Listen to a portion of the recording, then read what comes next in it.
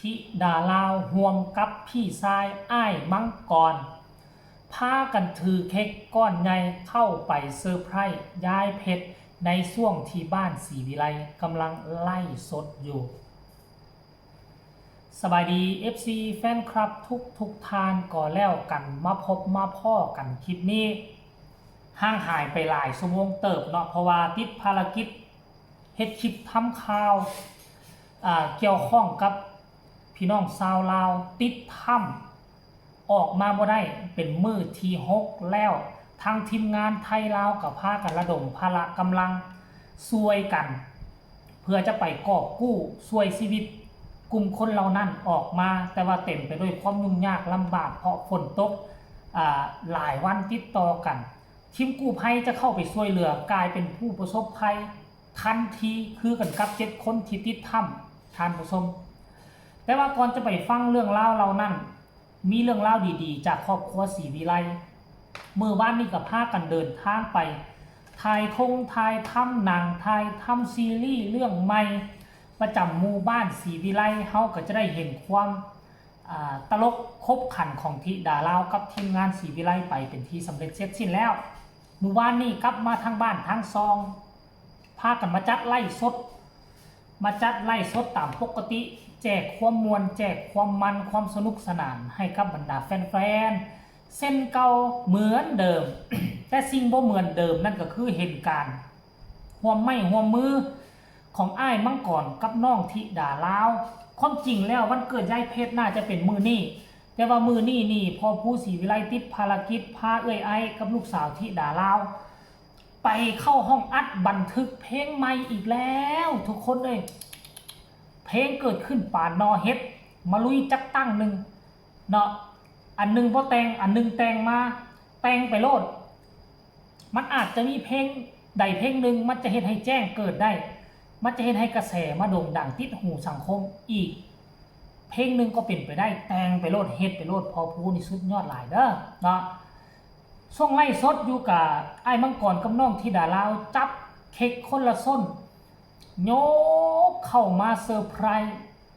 ยายเพชรกับฟ้อนแอนเข้ามาหับทันทีหลายคนอยู่ทางบ้านศรีวิไลพากันออกมาอวยพรวันเกิดให้แม่เพชรกันคับค่าหนาแน่นเหตุการณ์มันจะเป็นแนวใดจะมีความอบอุ่นหลายน้อยซ้ำใดก็ให้ทุกคนไปชมภาพบรรยากาศเหล่านี้สากลแล้วจังมาพ่อกันในช่วงต่อไปชมพร้อมๆกันเลย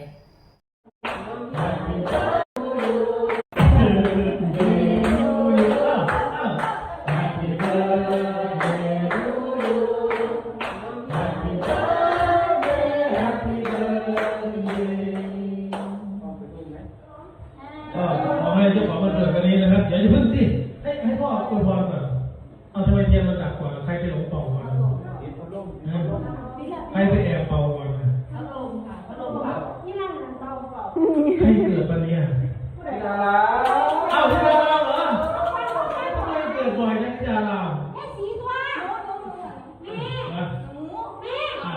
สรุปแล้วเป็นใครโอ้ส้มกันเกิดจากกินเสาจังไหนคนเกิดกับคนถือเกียร์เนี่ยกำนั่งตัวว่าแม่เนี่ยพยาบาลก็เลยจับก็เลยยิ่งเหรอผู้ใดเป็นเนี่ยกำนั่งบอกว่าให้เนี่ยกำนั่งบอกมาเด้อ Happy birthday to you Happy birthday to you Happy birthday Happy birthday Happy birthday to you Happy birthday to you Happy birthday to you Happy birthday Happy birthday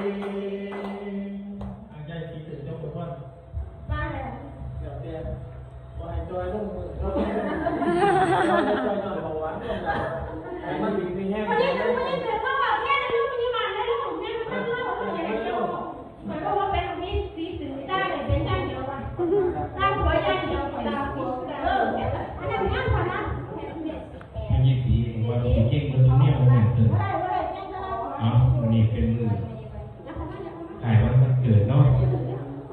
กิดที่ดีเป็นหมู่บ้านเป็นบ้าน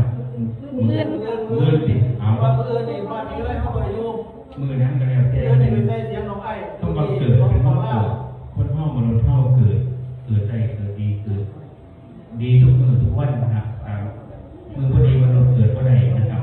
เพราะฉะนั้นแล้ววันนี้แต่ที่ขอระบบไม่ตื่นเนาะขออวยพรให้คุณยายเพชรจงมีแต่ความสุขนะครับปรารถนาสิ่งใดก็ขอให้สมหวังทุกสิ่งทุกอย่างที่มาปรารถนานะครับจะถือแล้วว่าจะเป็นไงถือนะให้อยู่ดีไม่แห้งแข็งแรงเลยสุขภาพสุขทั้งกายสุขทั้งใจจะเลื่อนโดยหน้าที่ในการงานนะครับมุ่งไปข้างหน้าขอให้เข้มแข็งนะครับวันนี้คิดมันเข้มแข็งมีสุขภาพแข็งแรงนะครับมีสุขทั้งกายสุขทั้งใจครับเดินทางไปไสนะครับไปไกลออก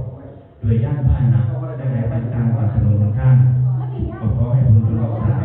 ในเที่ยวใดจะปกป้องได้เพชรนะในตลอดปลอดภัยแก้วขาดไม่อันตรายทั้งหลายทั้งปวงนะมีความสุขความเจริญตลอดปีตลอดไปนะคุณยายเพชรเด้อสาธุ Happy birthday เอาทำครบ อั เดี๋ย น ว นี้ก็ให้น้องเพชรเด้อมีน้องไผ่เลยค่ะเป็นน้องไผ่ขอให้มีสุขภาพร่างกายแข็งแรงเหมือนคนนี้